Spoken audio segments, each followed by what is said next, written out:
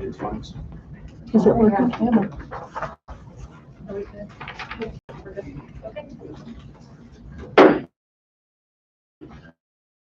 Call to order the regular in the council. Councilmember Chad Edwards. Councilmember Joe Canal. Here. Councilmember Aaron Vanilla has to be excused. Councilmember Sheena Hickson. Indivisible, with liberty and justice for all. May I have a motion to approve the agenda? Second discussion. All in favor, say aye. Aye. Motion carries. Item 1, consent agenda. May I have a motion to approve items A, B, and C on the consent agenda? Second. Discussion? All in favor, say aye. Carries.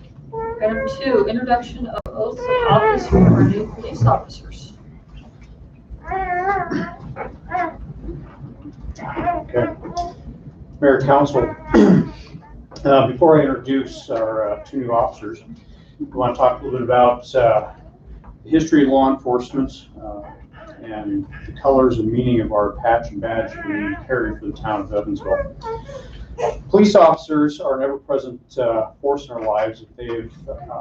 As they are one of the ones that maintain order in our society by providing protection, preventing back to about 3000 BC. The town, or the police word, comes from an ancient Greek word, polis, meaning city. And Egypt had first organized policing with the pharaohs who appointed officials over certain jurisdictions to enforce security and justice and things like that. 1631, Boston was the first U.S. city to establish a night watchman, bringing it to the American shores. Tonight, we're swearing in two new officers to serve our community. First police badges were the coat of arms worn by the knights and identified in his allegiance to justice. Badges today are worn over the heart to symbolize the pledge taken by individuals to serve their community with pride and integrity, symbol of authority granted by taking the oath that they will be taking here shortly. After America became a country, badges were adopted by large departments. Officers around West began using metal from tin cans, silver coins, and were stamped, typically using the 5-star configuration. It was easier than making circles or shields. So as you look at our badges today, you'll see that we have a 5-star silver badge inside of it. Evansville has a lot of history to the western expansion. As Reshaw Bridge was the first bridge built across the North Platte River with a post that played a protective role for the immigrants that traveled westerly on the Oregon Trail against hostile Indian tribes. As this badge is placed upon the chest of a new officer for a community, it represents not only our past, but the role it played in the development of our great country. The history of many lawmen that have served before them, which is the black in the background here, represents in remembrance of all the fallen law enforcement officers in our nation. When you think about the service that they give, and to include in our community, many have sacrificed for their communities, their lives, and left family members behind. They took the office, or the oath of office, the same one that our two officers are about to take, and paid the ultimate sacrifice.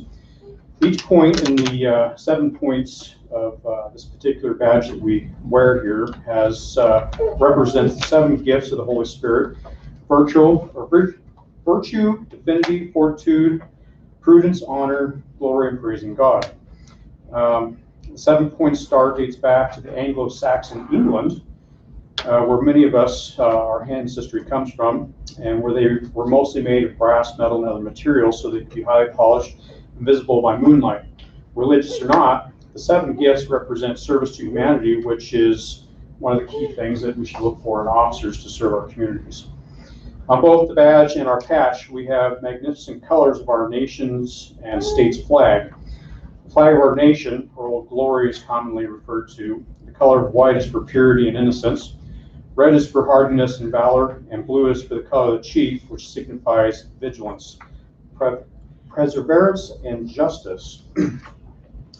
Our Wyoming flag, as it proudly serves in the wind of Wyoming, has the same colors as the flag of our nation. Blue represents the open skies, the big mountains, and the traits of justice, which we hold to our officers.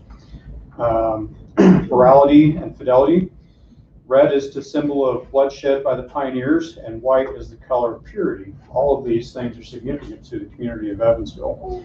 It is important as a community and as an officer about to take the sacred oath to protect and defend our Constitution and to uphold the laws of our nation, the state, and the community they are about to serve, to remember our past as it guides us into the future.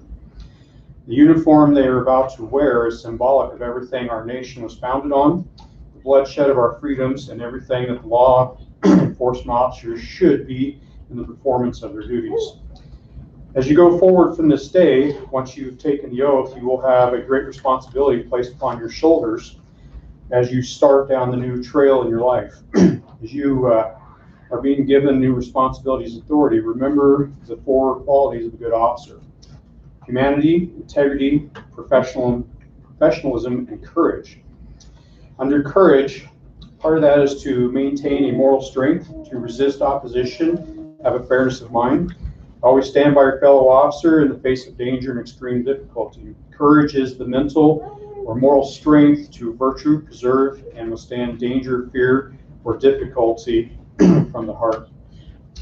So tonight I'm going to present to you, Mayor, Council, and the community, our 2 new officers, Mr. Mike Hawes and Connor Bacon. So please step forward so we can swear you in.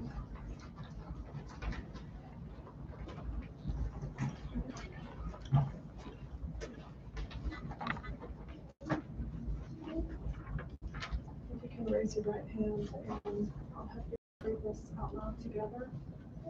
Just spell in your name and position.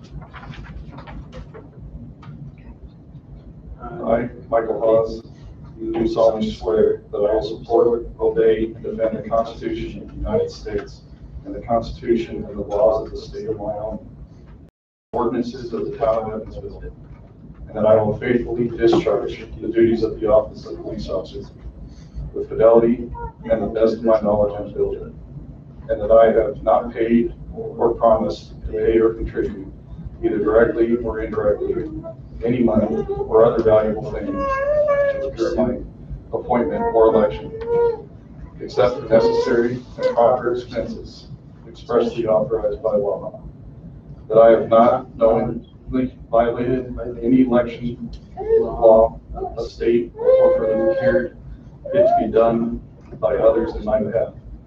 That I will not knowingly receive, directly or indirectly, any money or other valuable thing for the performance or non-performance of any act or duty pertaining to my office other than the compensation allowed by law. So help me God. Mayor, Council, tonight we have 2 individuals who are going to pin on their badges. And first I would like to welcome Mr. Hawes' stepfather, who is a retired lawman, and Mr. Bateman's fiance, Isabel.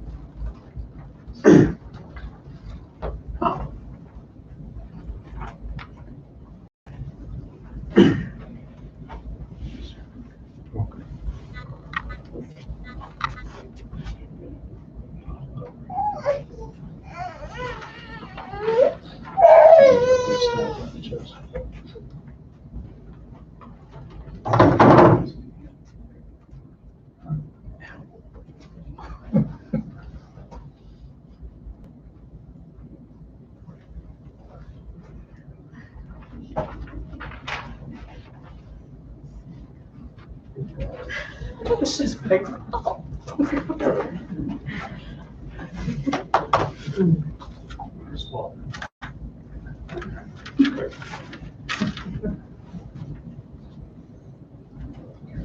Congratulations. Thank you.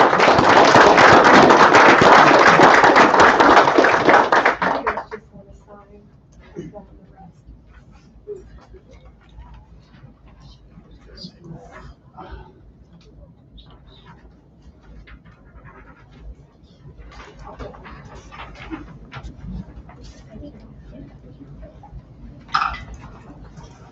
Thank you, Chief. Welcome aboard, gentlemen. Glad to have you. Thank you, Mayor. Right. Item 3, award a bid for police patrol units. Madam Mayor and Council, the town of Edwards will advertise for bids to purchase new police vehicle to replace one of the vehicles that has got some repair issues, and I'm going to let Chief Thompson kind of go into a little bit of detail on that. The advertised bid for the vehicle with a trade-in, and then with some aftermarket parts that are being removed because we don't need those items, comes to $26,239, and that would be for a 2020 Dodge Police Pursuit Durango. And then I'll let Chief Thompson kind of touch base on what vehicle I'm looking at trading in. Mayor, Council, in prior meetings, we've discussed this particular unit, and one thing that's changed is the unit we're going to trade in. Since the last meeting, we've had one of the 2013 Ford SUVs have a significant mechanical issue with what they call power takeoff unit, which is part of the all-wheel drive, four-wheel drive portion of this vehicle. The repair costs are roughly $3,400. And this particular unit was one that was crashed in 2016, or was in a crash. Most likely should have been totaled at the time. So instead of trading in the 14 with the steering column issue, I felt it most prudent to trade this one in because it had a wreck in its past, and now has this repair issue. The trade-in value is roughly about $3,000 for this particular vehicle, so we don't get as much for it because of the age and condition of it as some of the other ones that have traded in the past. And with that, I'll stand for question. The previous vehicle was $2,800 to repair, is that correct? About 25.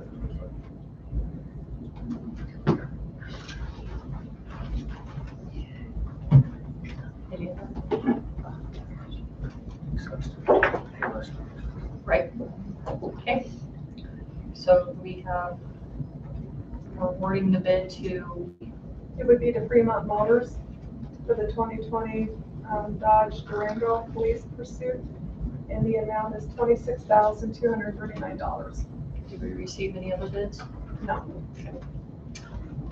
We have a motion to award the bid for the police patrol unit to Fremont Motors. So moved. Or seconded. Second discussion, all in favor say aye. Aye. Item 4, Resolution 6-2020, resolution waiving vacation rollover limitation. The Mayor and Council brought before you tonight is Resolution 6-2020. This is a resolution waiving the rollover limitation for the employee vacation usage due to COVID-19 and rollover vacation time to be utilized by June 30th, 2021. This is brought before you tonight on approval so that currently the policy that is in place is that you can carry over 40 hours if you're a civilian employee, and if you're law enforcement or emergency services, you carry over 96 hours. Because of the current situation and people not able to travel and take vacation time, if they did not utilize any time in excess of the 96 hours and 40 hours, they would lose it. And so this is allowing one time to roll that time over so long as it's utilized by June 30th of 2021. So it gives them a little bit of extra time to get that time used. Brought before you tonight for approval. And this is something that was kind of brought to my attention and that I asked to be put together, just because we have several employees that are kind of in a use or lose situation right now. And I can't really say, go use your time, because there's not very many options. So that's where this came from. Questions? Okay, can I have a motion to approve resolution 6-2020? So moved. Seconded. Second discussion. All in favor, say aye. Aye. Carries. Item 5, ordinance 6-2020, an ordinance to amend the employee handbook on third and final reading. And the Mayor and Council brought before you tonight is ordinance 6-2020. This is an ordinance amending the employee handbook to add fraternization policy governing employees and town officials, brought before you tonight on third and final reading. Any questions?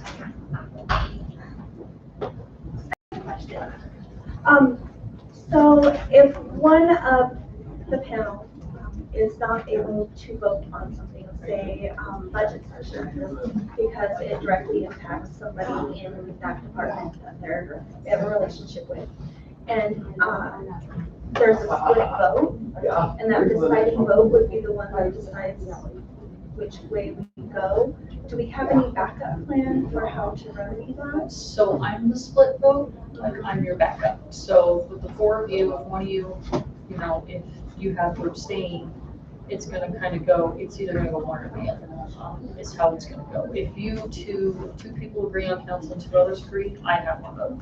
What Just if like you that. are the split vote that can't? Then I think, I know that this mayor here, Robert's Rule of Orders, is what we defer to, and that's a situation I haven't really dealt with, so we could look into that and get an answer to council. I know that the question has been brought up because I asked that question. Yeah. If, you know, my situation, if I would have to abstain, you know, and you guys were, split, who would be, you know, I guess in my proxy, if you will. That has something that I haven't asked, we haven't come across it. It's something that comes across, I think, at that point. Yeah. We'll see who would be the tiebreaker on that. Yeah, and we can put together something short and sweet to get to let you know. And then we would What have that to looks like. re-amend the amendment. Can we just not, can we table this till next council meeting so we can check into it before we make that vote? Do we have to put it into the amendment, or would it just be the rules on how council works? Yeah, I mean, that wouldn't have to go specifically into the amendment, because that rule and how that would work in the tiebreak sort of situation would apply to any, you know, any voting situation the council would encounter, whether it's something like this or you know, say one of you had a conflict, like a financial conflict of interest preventing you from participating and vote on something, same deal. Because I was just thinking, we're getting ready to go into budgets. Yeah. Mhm. You know, and how this would work into the budgets, and say if it was one of us. You know, where at that point, we could be making plans, because raises are in that, all that, for somebody else. You know, and that's what was making me wonder. Well, this budget session, we're safe because Aaron will not be here. So, Aaron's been excused for the whole entire week, so it's just the three of you. So, I don't vote on budget matters, I just input, I guess, but I have no voting way in budgets.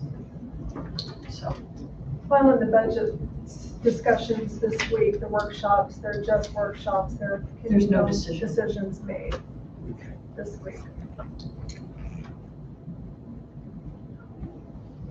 Is that, I mean, it's not an answer, but I think it kind of is too, just in that it applies Well, But we regardless have a of. plan, Yeah. the direction to go.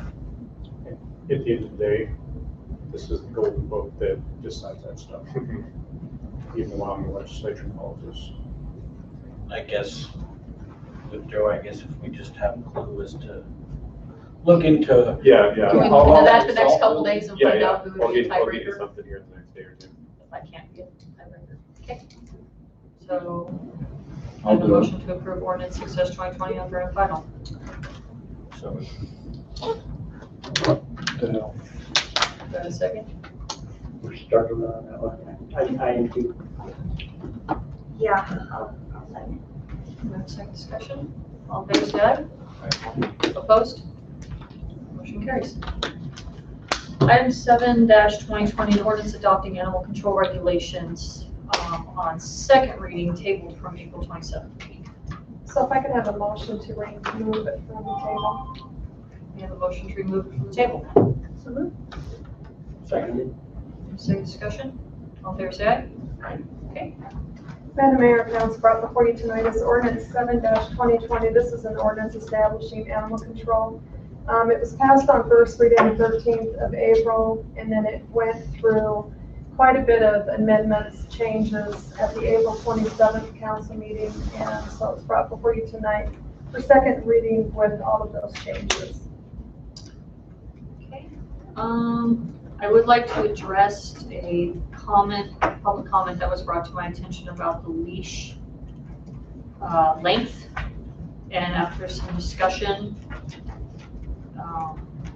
with Chief, kind of getting his, and he can chime in here. I would like to change it. I need to find what section that's in. Leash law, here we go. 538. It talks about not to exceed 6 feet in length at all times when upon public places, streets, or parks. So I'm thinking of the retractable leashes, and someone brought up they walk their dog on a retractable leash, and I would like to extend that to 20 feet. So people don't get carried away, put their dog on a 50-foot rope, but we have the option for people, because most retractable leashes are 12 to 16 feet.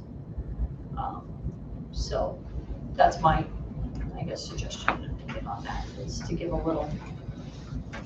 Yes, that's plenty of distance. All the dog bites that I've seen, usually we're not on a leash from that distance anyways. They've always been close quarters, so dogs are 16 feet, I'm fine. You know, at least you got some time to protect yourself or protect your child. Well, I'm thinking, you're going to use the leash that applies for your dog, you would hope. Yeah. They're using the leash that applies for the dog, but if someone's, walking their dog in the park and they want to let them run out a little bit and come back, it gives them that option without somebody dropping the leash. It lets them exercise, I guess, the pets a little bit better, but still keeping control of the animal. And you're right, like, anything more than 20, I think you don't have control of your animal. Yeah. So. And they get enough run at that distance anyways that they'll just drag you along with them. So that's my suggestion. I have. Any other comments? I'd like to make a comment. I know I've had some discussion with some citizens over the past couple of weeks about this. I just kind of wanted to express my view of the animal control officer in the ordinance. One of the things I think this is really going to benefit the town is by putting an animal control officer out in the town more often and watching our town and our animals at large. With this, we have an agreement with Mills to house the animals that we cannot get home. The way I would foresee this going is our animal control officer, when he picks up an animal, our first choice would be to get that animal home. We don't want to take it out to Mills, drive 20 miles, and that's going to incur a fee for housing that animal. So always our first choice would be to get that animal home. And just because the animal control officer picks up your animal and takes it home doesn't mean you're going to get a citation for that. I think the citation is something the officer has to have in his bag to issue under certain circumstances, but just because an animal's picked up doesn't mean that person's going to get a citation.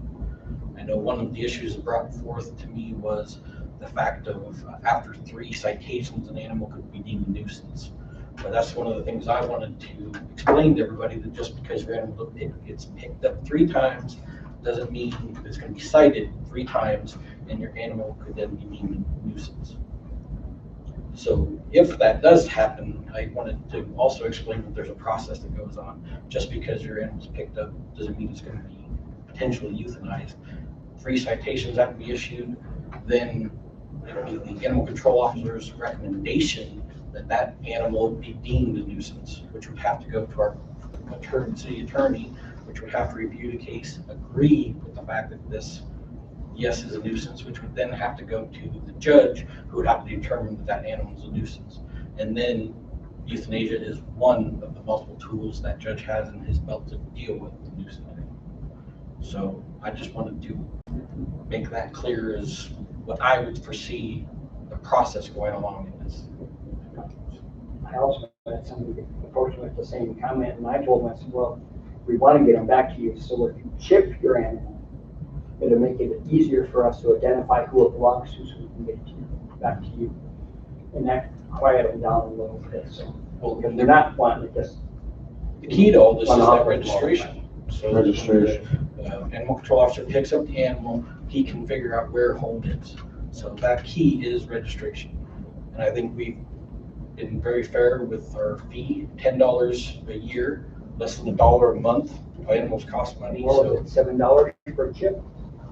it was, I think, cost. It cost.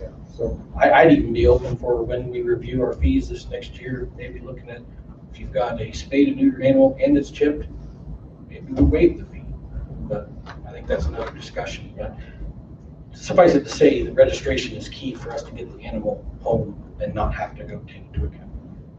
Well, and like you said, registration is key, but it's also, you know, what you're describing with the court process. I mean, that's policing in general with everything. You get pulled over for speeding, you're not, you know, you're not guaranteed a speeding ticket just because you get pulled over for speeding. I mean, it's totally officer discretion in your situation. So the same thing goes with the animals. If your animal gets out, the officer's got to pick them up, take them home. Pretty sure you're going to be okay, unless you know, obviously, unless you give them a problem or there's something else with it. But again, that's going to be officer discretion. So it's just because it's law, it's a tool, it's not, you know, it's not like, what dictatorship is what you want to call it. It's a tool. It's not what it is, black and white every single time. So, and I hope people understand that with this, for sure. So I agree, 100%. Sheena, you got anything? Yes, and thank you for bringing this up too, because I had been reached out to as well with these concerns that people are afraid that their dogs are going to be taken from them or deemed a nuisance, or that their dogs can't be a level of protection in their home, that if their dog protects their home and bites somebody, that they could get in trouble for it and their dog would be taken from them for it. And going back through and reading through everything, I still don't read it with that perspective. I see it as we're trying our best to protect the citizens and protect dog owners at the same time.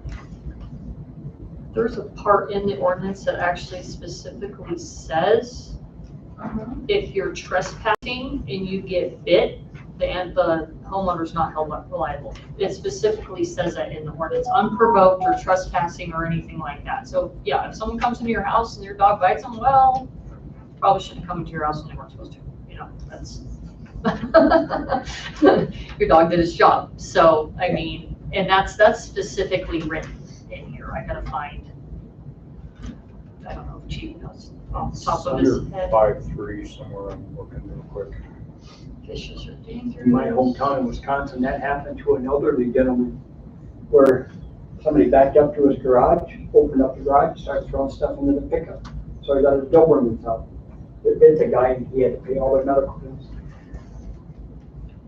You're right. So in vicious or dangerous, it talks about an animal when unprovoked bites or attacks a human being. That's a pretty big word there. Yes. Yes, And this was written with the intent to set reasonable boundaries and reasonable expectations. here it is. Owning or keeping a biting animal is prohibited except for under A. This section shall not apply to bites inflicted by police service dogs in the line of duty, nor to owners bitten by their dog, nor to bites inflicted on trespassers, nor to bites inflicted as a result of accidental provocation. So, I mean, that pretty much covers, I mean, things happen, dogs bite their animals, but right there it talks about, you know, people trespassing, or if you provoke your dog and they bite, or you startle your dog, old dog and bite you, you know, you're covered under that. So I think that's pretty, Yeah. I think we have the best interest there. Any comments? Okay. May I have a motion to approve ordinance 7-2020 with the leash amendment on second reading? So moved. Seconded. Second discussion, all in favor say aye. Aye. Okay. Item 7, public comments. If you have a public comment, you can call in to 234-6530. Make a public comment over the phone. Any public comments?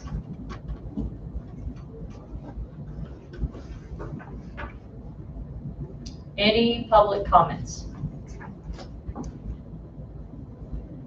Make sure I give you a delay here, because we are behind.